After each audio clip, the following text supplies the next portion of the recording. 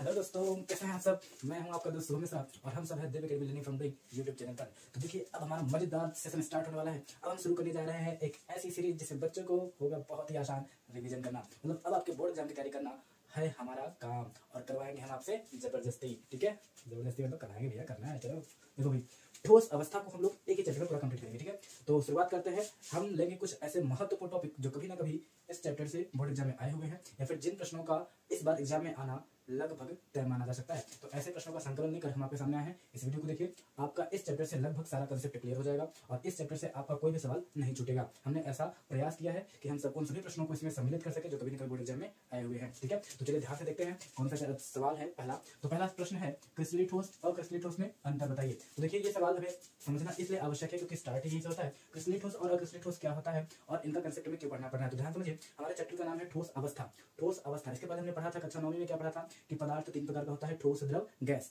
अब हमें पढ़ना है कि ठोस कितने प्रकार का होता है। तो जो ठोस अवस्था होती है ना, ये 2 प्रकार का होता है। कितने प्रकार का? 2 प्रकार का, क्रिस्टलीय ठोस और अक्रिस्टलीय ठोस। अब क्रिस्टलीय ठोस और अक्रिस्टलीय ठोस मतलब ठोस दोनों ही है। फिर ये क्रिस्टल और अक्रिस्टल का मतलब क्या है, क्रिस्टलीय ठोस और अक्रिस्टलीय का मतलब क्या है, तो ध्यान से समझेंगे। देखिए, यहाँ पर इसके कुछ आधार, जिनके आधार पर हम क्रिस्टलीय और अक्रिस्टलीय में अंतर को स्पष्ट करेंगे। देखिए, व्यवस्था के आधार पर अगर हम कहें तो क्रिस्टलीय ठोस किसे कहा जाता है, ऐसे ठोस जिनमें नियमित पैटर्न पाया जाए, दीर्घपरासी व्यवस्था हो, ऐसे ठोस को ही हम क्या कहते हैं, क्रिस्टलीय ठोस। मतलब ऐसे ठोस जिसके अवयवी कण खूब बढ़िया से दीर्घपरासी व्यवस्था, मतलब काफी दूर तक पूरे अवयवी कण एकदम बढ़िया से व्यवस्थित हो, उनका पैटर्न नियमित हो, ऐसे ठोस को हम क्या कहते हैं, क्रिस्टलीय ठोस। तथा ऐसा ठोस जिनमें अनियमित पैटर्न पाया जाए या उनकी जो पराशी व्यवस्था है यानी अवयवी कणों की जो व्यवस्था है वो कुछ दूर तक तो सही रहे, उसके बाद उनके जो व्यवस्था है वो थोड़े से क्या हो जाते हैं, गड़बड़। अर्थात ऐसे ठोस को हम क्या कहते हैं, लघु परासी व्यवस्था वाले ठोस, मतलब अक्रिस्टलीय ठोस। तो अगर आपसे पूछा जाए बताइए दीर्घ परासी व्यवस्था किस प्रकार के ठोस में पाई जाती है, तो आपको तुरंत बता देना है किसमें, क्रिस्टलीय ठोस में। अगर आपसे प्रश्न पूछा जाए कि बताइए लघु परासी व्यवस्था वाला ठोस कौन सा है, तो क्या बोलना है, अक्रिस्टलीय ठोस। ठीक है, बात करते हैं गलनांक का। तो चूंकि इसमें नियमित व्यवस्था पाई जाती है, दीर्घ परासी व्यवस्था पाई जाती है और इसीलिए इनका जो गलनांक होता है वो निश्चित और तिछड़ का मतलब क्या होता है, एग्जैक्ट टेम्परेचर। अच्छा, गलनांक क्या होता है, गलनांक क्या होता है भाई, गलन का अंक, गलनांक, गलन का अंक। गल मतलब गलना क्या है, अरे भाई बर्फ हमारा गलकर पानी बन जाता है। बर्फ क्या है, ठोस अवस्था है और पानी क्या है, द्रव अवस्था है। मतलब जब कोई ठोस द्रव अवस्था में परिवर्तित हो तो यह प्रक्रिया गलन कहलाती है और जिस निश्चित टेम्परेचर पर यह प्रक्रिया हो उसे हम क्या कहते हैं, गलनांक कहते हैं। जो क्रिस्टलीय ठोस होता है ना, इसका गलनांक निश्चित और तिछड़ मतलब एग्जैक्ट होता है। ठीक है, जबकि अक्रिस्टलीय ठोस का गलनांक क्या होता है, निश्चित तो होता है किंतु तिछड़ नहीं होता है। यहाँ हो गया डाउट, और करते हैं खत्म डाउट को। देखिए, जैसे मान लीजिए अगर कोई क्रिस्टलीय ठोस है ना, तो उसे जब हम 350 डिग्री सेल्सियस का तापमान दे दे, मान लीजिए इसका गलनांक 350 है, तो जैसे से 350 डिग्री सेल्सियस का तापमान मिलेगा वो तुरंत जो है द्रव अवस्था में परिवर्तित होने लगेगा। लेकिन कोई अक्रिस्टलीय ठोस होगा तो उसका गलनांक निश्चित तो होगा, निश्चित जैसे मान लो प्लास्टिक है, 250 से 300 डिग्री सेल्सियस के बीच में गल जाएगा। अब देखिए ध्यान से, ये तो निश्चित है कि इसकी परास की व्यवस्था मतलब इसके गलने का जो अंक होगा वो 250 डिग्री सेल्सियस से 300 डिग्री सेल्सियस के बीच में होगा, ये तो हमें पता है। लेकिन क्या एग्जैक्टली 250 पे गल जाएगा, नहीं, ये 250 से शुरू होगा, गलते गलते 300 पहुंचने तक गल जाएगा, तो निश्चित तो नहीं है ना। इसलिए हम क्या कहेंगे कि तिछड़ नहीं होता है। मतलब ये तो निश्चित है कि 250 से 300 के बीच में होगा, लेकिन तिछड़ नहीं है, एग्जैक्ट नहीं है। ठीक है, तो जब आगे बात करते हैं शीतलन वक्र का, तो शीतलन वक्र अगर कोई क्रिस्टलीय ठोस है तो उसका शीतलन वक्र कैसा होता है, असतत। इस तरीके से कैसा होता है, असतत। जबकि अक्रिस्टलीय ठोस का कैसा होता है, सतत। ठीक है, अक्रिस्टलीय ठोस का शीतलन वक्र कैसा होता है, अक्रिस्टलीय ठोस का सतत, और क्रिस्टलीय ठोस का कैसा होता है, असतत। मतलब इसे ठंडा करेंगे तो कुछ दूर तक ही पहले ठंडा होगा, टेम्परेचर घटेगा, फिर टेम्परेचर घटना बंद हो जाएगा और ये क्या हो जाएगा, ठोस बन जाएगा। फिर इसका टेम्परेचर घटता चला जाएगा, इस तरीके से। मतलब कभी इसका टेम्परेचर बढ़ेगा, फिर अवस्था परिवर्तित होगी, फिर टेम्परेचर घटेगा, फिर जो भी होगा और उसका जो है अवस्था परिवर्तित होगा। तो यानी वक्र कैसा बनेगा, असतत बनेगा, जबकि अक्रिस्टलीय ठोस में कैसा होगा, सतत होगा। ठीक है, अगला जो अंतर होता है वो क्या है, दैशिकता। दैशिकता का मतलब क्या होता है, दैशिकता का मतलब जो है अलग अलग दिशाओं में अलग अलग प्रकार के गुण को दैशिकता कहते हैं। जैसे जो हमारा क्रिस्टलीय ठोस है, क्रिस्टलीय ठोस के अपवर्तनांक की बात करें तो कोई कण अगर इस जगह पर है तो इधर जाने पर और इधर जाने पर इसका अपवर्तनांक तो अधिक दिखेगा, लेकिन ऊपर जाने पर कण अधिक है, नीचे जाने पर कण बीच में अधिक आ रहे हैं, इसलिए इसका अपवर्तनांक अलग दिखेगा। मतलब अलग अलग दिशाओं में अपवर्तनांक का गुण भी क्या हो रहा है, अलग अलग आ रहा है। इसमें हम इसे क्या कह देते हैं, विषमदैशिक। तो क्रिस्टलीय ठोस की जो दैशिकता होती है वो कैसी होती है, विषमदैशिक, और अक्रिस्टलीय ठोस में कैसा होता है, समदैशिक। समदैशिक कैसे हो गया, लेकिन अगर कोई मान लो यहाँ पर है तो उसके अपवर्तनांक की बात करते हैं तो इधर दूसरा है यक्स, इधर जाने पर दूसरा है। ठीक है, असमान, मान लो इधर असमान है, इधर भी असमान है, इधर भी असमान है, इधर भी असमान है।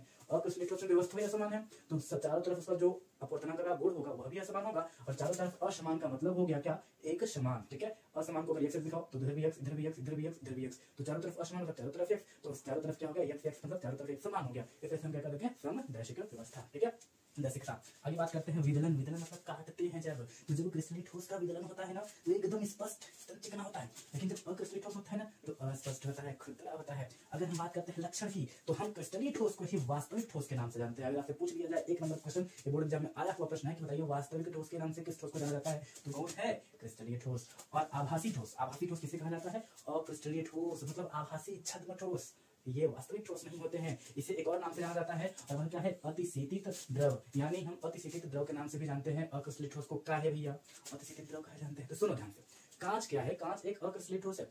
जो बहुत पुराने बिल्डिंग्स होते हैं तो उसके जो कांच होते हैं अगर उसे ध्यान से स्पष्ट करके फिल किया जाए तो देखेंगे कि ऊपर का कांच पतला और नीचे का कांच जो होता है वो मोटा हो जाता है। इसका मतलब कांच में धीरे धीरे धीरे धीरे बहने का गुण होता है और वह ऊपर से नीचे की ओर गति करते हैं, इसलिए नीचे मोटा और ऊपर पतला हो जाता है। ठीक है, तो क्या बहने का गुण किसमें होता है, ठोस में?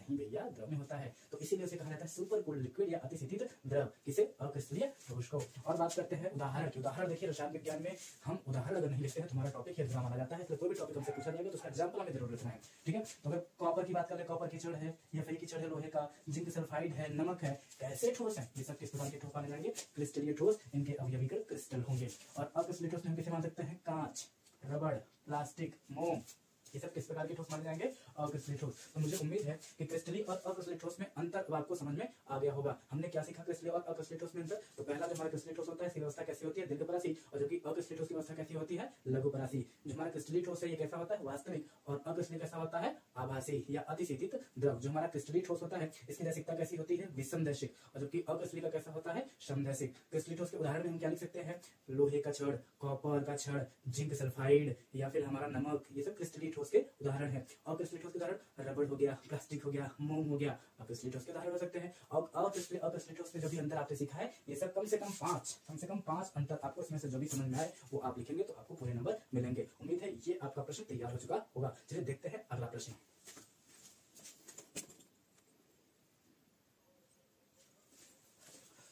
तो चलो दोस्तों, ये है हमारा अगला सबसे महत्वपूर्ण टॉपिक इस चैप्टर से, जो एग्जाम में कई बार आ चुका है और हर साल इससे संबंधित सवाल हमारे बोर्ड एग्जाम में जरूर आते हैं। और मुझे पता नहीं क्यों ऐसा लग रहा है कि इस बार भी इससे संबंधित कुछ ना कुछ क्वेश्चन आपसे जरूर पूछा जाएगा, चाहे वो ऑब्जेक्टिव में हो या किसी और तरीके से, लेकिन पूछा तो जरूर जाएगा। तो आओ देखते हैं इसको कैसे सही से हम लोग क्लियर कर सकते हैं। देखिए, सवाल क्या है कि क्रिस्टलीय ठोस के प्रकारों का वर्णन कीजिए। ये तो मैंने सीधे सीधे आपको लिख दिया है, लेकिन आपको घुमाकर कैसे पूछा जा सकता है। आपसे पूछा जा सकता है आणविक ठोस किसे कहते हैं बताइए। आपसे पूछा जा सकता है नेटवर्क या सहसंयोजक ठोस क्या होता है समझाइए। या आपसे पूछ सकता है कि आयनिक ठोस किसे कहते हैं या धात्विक ठोस के गुणों की व्याख्या कीजिए। तो इस तरीके से हमसे जो है घुमाकर क्वेश्चन पूछा जा सकता है। सबका संकलन किया गया है और एक ही प्रश्न में आपको ढेर सारे प्रश्नों का उत्तर देने का प्रयास किया गया है। तो चलिए देखते हैं, अगर हमें इन चार में से कुछ भी पूछा जाए या चारों के बारे में कुछ पूछा जाए तो आसानी से कैसे बताइए। देखिए, जो हमने क्या पढ़ा अभी तक, हमने सीखा कि पदार्थ 3 प्रकार का, ठोस, द्रव, गैस। तो जो ठोस है ये हमारे चैप्टर में है, तो ठोस को हमने सीखा कि ठोस 2 प्रकार का, क्रिस्टलीय और अक्रिस्टलीय। अब क्योंकि क्रिस्टलीय ठोस की नियमित व्यवस्था होती है तो उसका अध्ययन किया जा सकता है, जबकि अक्रिस्टलीय का कोई नियमित व्यवस्था नहीं होता है, इसलिए उसका अध्ययन नहीं कर सकते। तो हमें क्रिस्टलीय ठोस के बारे में पढ़ना है। और क्रिस्टलीय ठोस कितने प्रकार के होते हैं, 4 प्रकार के। कौन कौन है, पहला है आणविक ठोस, दूसरा है आयनिक ठोस, और तीसरा है धात्विक ठोस, और चौथा है सहसंयोजक ठोस। फिर इनका डिफरेंस क्या है, जो इन्हें 4 अलग अलग प्रकार में बांट दिया गया है। इसका रीजन यह है कि जो क्रिस्टलीय ठोस होते हैं इसके अवयवी कण कौन होते हैं, इसके क्रिस्टलीय ठोस का पहला होता है आणविक ठोस, इसके अवयवी कण कौन होते हैं, एल होते हैं। नाम सही है, आणविक ठोस, अवयवी कण कौन होगा, एल होगा। ऐसे ही आयनिक ठोस के अवयवी कण कौन होंगे, आयन होंगे। अब बताइए धात्विक ठोस के अवयवी कण कौन हो सकते हैं, आयन जैसे मुक्त इलेक्ट्रॉन, धातु कौन होता है जो इलेक्ट्रॉन मुक्त करता है, ठीक है, मुक्त इलेक्ट्रॉन मुक्त इलेक्ट्रॉन होते हैं। और दूसरा संयोजक होता है, इसके अवयवी कण कौन होते हैं, दबाव। एक बार फिर से आणविक ठोस, ऐसे क्रिस्टलीय ठोस जिनके अवयवी कण कौन होते हैं, और होते हैं, ठीक है। उसके बाद कौन होता है, दूसरा होता है आयनिक ठोस। तो ऐसे क्रिस्टलीय ठोस जिनके अवयवी कण कौन होते हैं, आयन होते हैं। धात्विक ठोस, ऐसे क्रिस्टलीय ठोस जिनके अवयवी कण कौन होते हैं, मुक्त इलेक्ट्रॉन और धारण होते हैं। और फिर नेटवर्क या सहसंयोजक ठोस, ऐसे क्रिस्टलीय ठोस जिनके अवयवी कण कौन होते हैं, परमाणु होते हैं। तो ये 4 प्रकार के होते हैं, ठीक है। अब बात करते हैं आणविक ठोस। ये जो आणविक ठोस किसके ठोस का पता है, इसे भी 3 प्रकार में बांटा गया है। अच्छा, पहला है अध्रुवीय, दूसरा है ध्रुवीय और तीसरा है निर्जलीय। यानी आणविक ठोस कितने प्रकार का होता है, 3 प्रकार का। देखिए, आणविक ठोस इंपॉर्टेंट है, ठीक है, इसे ध्यान रख लीजिए। तो आणविक ठोस एक प्रकार का क्रिस्टलीय ठोस है जो 3 प्रकार में पाया जाता है, जिसके 3 प्रकार होते हैं। तो ये आणविक ठोस का अवयवी कण होना चाहिए और होना चाहिए, ठीक है। आगे बात करते हैं। देखिए, अध्रुवीय आणविक ठोस है तो उनके बीच जो अणुओं के बीच जो बंधन पाया जाता है वो रैंडम बन पाया जाता है। ये एक सबसे वीक प्रकार का फोर्स होता है, सबसे कमजोर बंधन होता है, ठीक है। और इसीलिए इसके दरमियान जो भी होते हैं तमाम प्रकार के तत्वों का आपसे आपसे पूछा जाएगा बताइए किसके बारे में तमाम प्रकार के तत्वों के बीच पूछा जाएगा और जो भी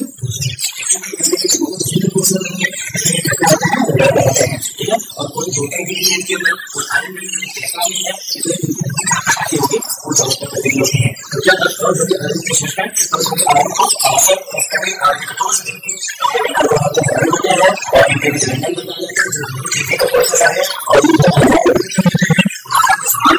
होता है बात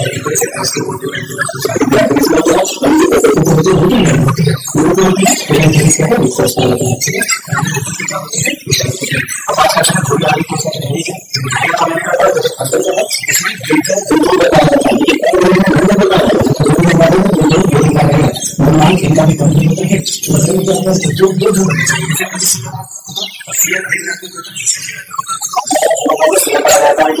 हैं थोड़ा सा इसीलिए ये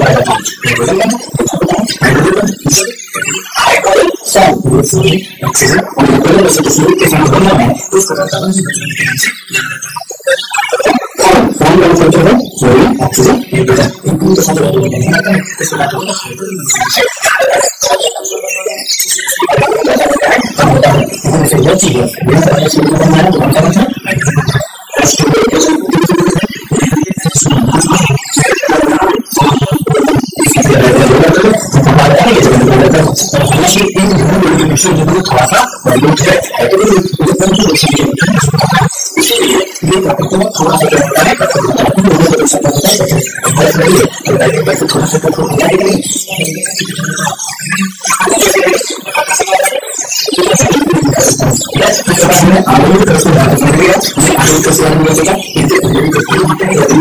थोड़ा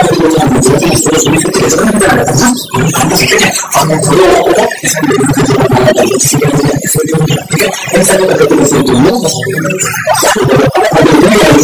सबसे प्रकृति चालकता की बात करते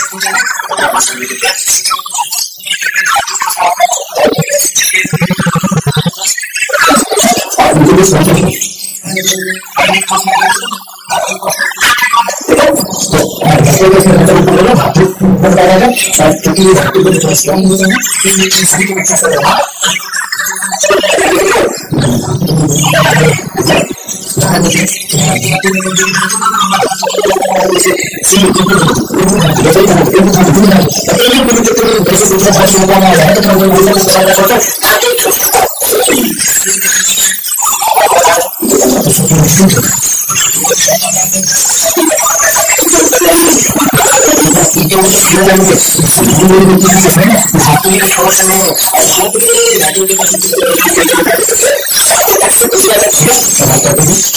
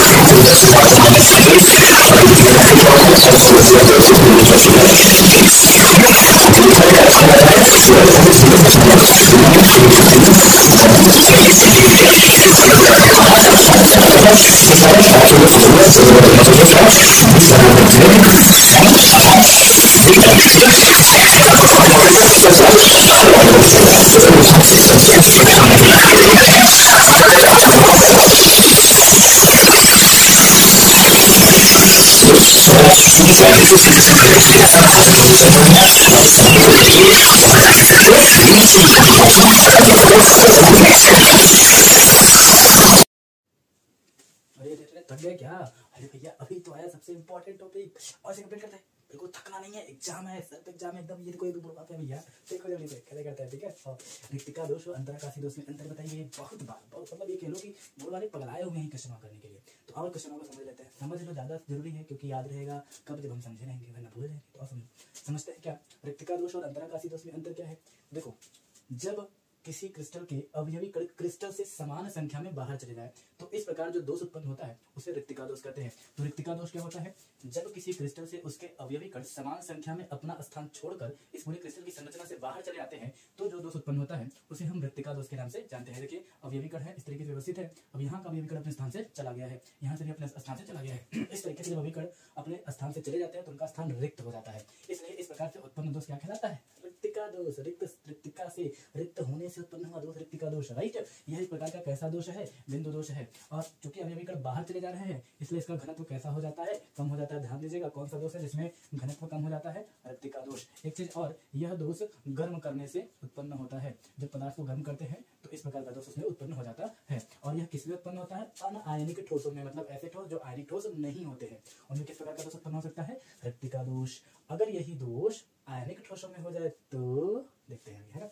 जैसे समझो अंतराकाशी दोष क्या होता है, अंतराकाशी दोष क्या होता है, जब अवयवी कण अंतराकाश में चले जाए, इसका मतलब खाली स्थान में चले जाए, समान संख्या में जाएंगे, ठीक है। देखिए, यहाँ अवयवी कण अपने स्थान पर हैं, कुछ अवयवी कण एक खाली स्थान पर, खाली स्थान है ना, खाली स्थान में भी आ गए हैं, तो इस प्रकार से जो दोष उत्पन्न होता है उसे हम क्या कहते हैं, अंतराकाशी दोष। तो मतलब ऐसा दोष जिसमें अवयवी कण अंतराकाश में चले जाते हैं, इस प्रकार का दोष क्या कहलाता है, अंतराकाशी दोष। देखिए, रिक्तिका में क्या होता है, स्थान रिक्त हो जाता है, जबकि अंतराकाश में क्या होता है, अतिरिक्त कण अंतराकाश में चले जाते हैं, जबकि इसमें क्या होता है, समान संख्या में कण ही रिक्त हो जाते हैं, खाली हो जाते हैं। तो यहाँ पर घनत्व कम हुआ तो यहाँ अतिरिक्त कण आ गया तो घनत्व क्या होना चाहिए, बढ़ जाना चाहिए। अर्थात रिक्तिका दोष में घनत्व कम होता है जबकि अंतराकाश में घनत्व क्या होता है, बढ़ जाता है, ठीक है। इसमें अवयवी कण कहाँ चले जाते हैं, अंतराकाश में, और ये अवयवी कण रिक्त हो जाते हैं, राइट। इसमें क्या, यह भी क्या है, देखिए इन दोनों में समानता क्या है कि दोनों ही अनायनिक ठोसों में होते हैं, रिक्तिका और अंतराकाशी दोनों ही किसमें होते हैं, अनायनिक ठोसों में होते हैं, ठीक है। अब अंतर क्या है कि इसमें घनत्व कम हो जाता है और अंतराकाश में घनत्व बढ़ जाता है। रिक्तिका में क्रिस्टल से बाहर चला जाता है, अंतराकाश में क्रिस्टल के अंदर कुछ खाली स्थान में कण चले जाते हैं, ठीक है। और एक समानता क्या, देखिए दो समानता दो अंतर,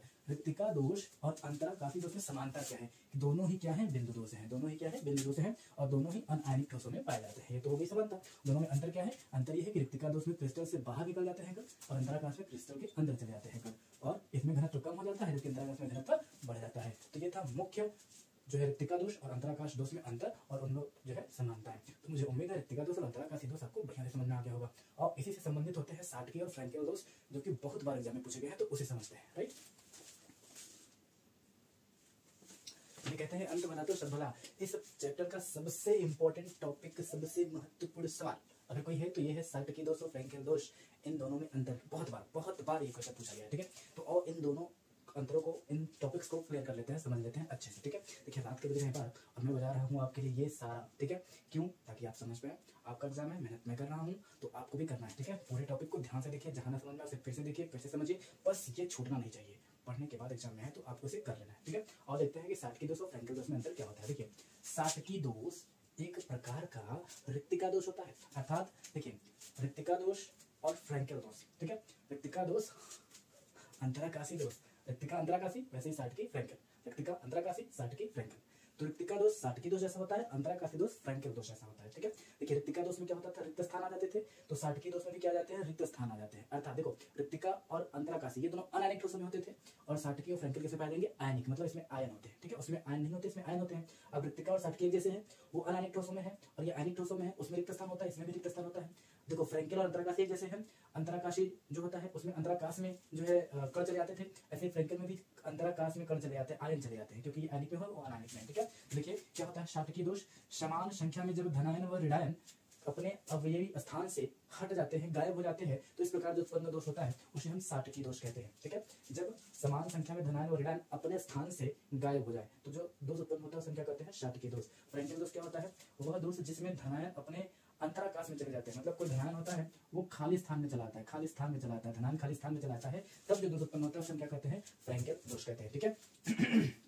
जो साटकी दोष होता है, साटकी दोष में क्या होता है कि धनायन और ऋणायन का आकार क्या होता है, लगभग धनायन और ऋणायन लगभग क्या होते हैं, बराबर साइज के पाए जाते हैं। जबकि फ्रैंकेल दोष में ऐसा नहीं होता है। फ्रैंकेल दोष में धनायन कैसा होता है, देखो छोटा सा बनाया हूँ, और ऋणायन कैसा है, बड़ा सा, ठीक है। तो धनायन धनायन छोटा होता है, ऋणायन बड़ा होता है। फ्रेंकल दोष में जबकि साटकी दोष में दोनों का लगभग क्या होता है, समान होता है।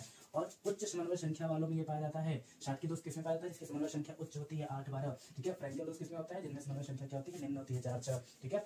अब क्या होता है कि जब साटकी दोष उत्पन्न होता है तो स्थायित्व में क्या हो जाती है, वृद्धि, मतलब स्थायित्व बढ़ जाता है। कौन सा दोष है जिसमें स्थायित्व बढ़ता है, तो साटकी दोष में बढ़ता है। फ्रेंकल दोष में स्थायित्व में क्या हो जाती है, कमी, क्योंकि धनायन बीच में आ जाते हैं इधर उधर, जिससे इनके चार्ज में क्या होता है, डिसबैलेंसिंग आ जाता है। अतः स्थायित्व में क्या हो जाती है, कमी हो जाती है, ठीक है। अब इसका देखो स्थान से ही गायब हो जाता है। तो जैसे हमारा जो पिछला दोष था, ठीक है, वैसे ही साटकी दोष भी है। तो साटकी दोष में भी क्या होता है, घनत्व घट जाता है। लेकिन फ्रेंकल दोष में घनत्व कैसा रहेगा, अपरिवर्तित रहेगा, ठीक है। साटकी दोष NaCl, KCl, CaCl, AgBr आदि में पाया जाता है, जबकि फ्रेंकल दोष ZnS, ठीक है, AgCl, AgBr, Agi में पाया जाता है। एक चीज ध्यान समझो, AgBr साटकी में भी है, AgBr फ्रेंकल में भी है। इसका मतलब सर जी गलत पढ़ा है, नहीं भैया ध्यान दो, इसलिए तो सर जी ने लिखा हुआ है क्या कि AgBr दोनों में पाया जाता है, ठीक है। कौन सा ऐसा दोष है जो साटकी और फ्रेंकल दोनों में पाया जाता है, किसी यौगिक में दोनों दोष पाए जाते हैं, तो भैया ये है कौन, AgBr में दोनों प्रकार के दोष पाए जाते हैं। एक चीज बहुत महत्वपूर्ण है क्या कि साटकी और फ्रेंकल दोनों ही किस प्रकार के ठोस में पाए जाएंगे, आयनिक ठोस में पाए जाएंगे। जबकि इसके पहले जो हमने पढ़ा था रिक्तिका और अंतराकाशी, वो अनायनिक ठोसों में पाए जाते हैं।